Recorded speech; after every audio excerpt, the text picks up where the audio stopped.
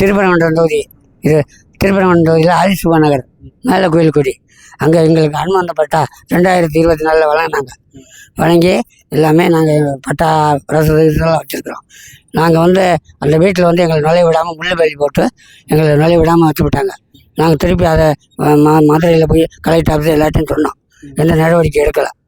பல முறையும் மனு கொடுத்துட்டோம், நடவடிக்கை எடுக்கலாம். திருப்பி நாங்கள் எங்கள் சங்கத்து மூலியமாகவும் போன வாரத்துக்கு முந்தின வாரம் கலெக்டர் நேரம் கூட்டத்திலையும் சொன்னோம், எடுத்துட்டோம்னாரு, எடுக்கலை.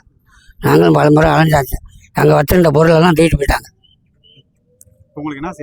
எங்களுக்கு என்னென்னா எங்களுக்கு அந்த முள்ளு வேலையை நீக்கி எங்களுக்கு அந்த புள்ள வர்றது மாதிரி செஞ்சு கொடுக்கணும் உடனடியாக. இல்லைன்னா நாங்கள் செஞ்சு கொடுக்கலன்னு வச்சுக்கோங்க, விஜய்கிட்ட போய் நாங்கள் மனு தீமை தண்ணி ஊற்றி கொடுக்க வேண்டியது, வேறு வழி இல்லை.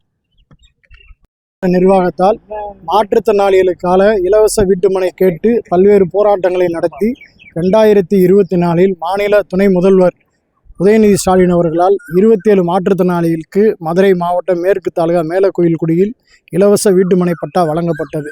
அந்த இலவச வீட்டுமனை பட்டாவில் 27 நபர்களில் பார்வை மாற்றுத்திறனாளியர் சின்னக்கண் அவர்கள் தனது சொந்த பணத்தில் வீடு கட்டி 3 வருட ரசீது போட்டு அந்த இடத்தில் குடியிருந்து வந்தவரை சில நில ஆக்கிரமிப்பாளர்கள் அப்புறப்படுத்தி அவரை வீட்டை விட்டு வெளியேற்றி விட்டு சுற்றி வேலி போட்டு தற்போது வரை வீட்டுக்குள் செல்ல முடியாமல் தவித்து கொண்டிருக்கிறார். இது சம்பந்தமாக 9 முறை மாவட்ட ஆட்சித்தலைவரிடம் 6 முறை மாவட்ட கண்காணிப்பாளரும் நாகமலை புதுக்கோட்டை காவல் நிலையத்திலும் மனு அளிக்கப்பட்டது. இதுவரை எந்தவித நடவடிக்கையும் எடுக்கப்படவில்லை. எங்கள் சங்கத்தின் சார்பாக இது சம்பந்தமாக ஹைகோர்ட்டிலும் வழக்கு தொடர்ந்து அதை உத்தரவு நகலும் பெற்றுள்ளது. இதுவரை இந்த பார்வை மாற்றுத்திறனாளி சின்னக்கண்ணு வீட்டில் செல்ல முடியவில்லை. உடனடியாக தமிழக அரசும் மாவட்ட நிர்வாகம் சின்னக்கண்ணு வீட்டிற்கு செல்வதற்கு உதவி செய்ய வேண்டுமாறு கேட்டுக்கொள்கிறேன்.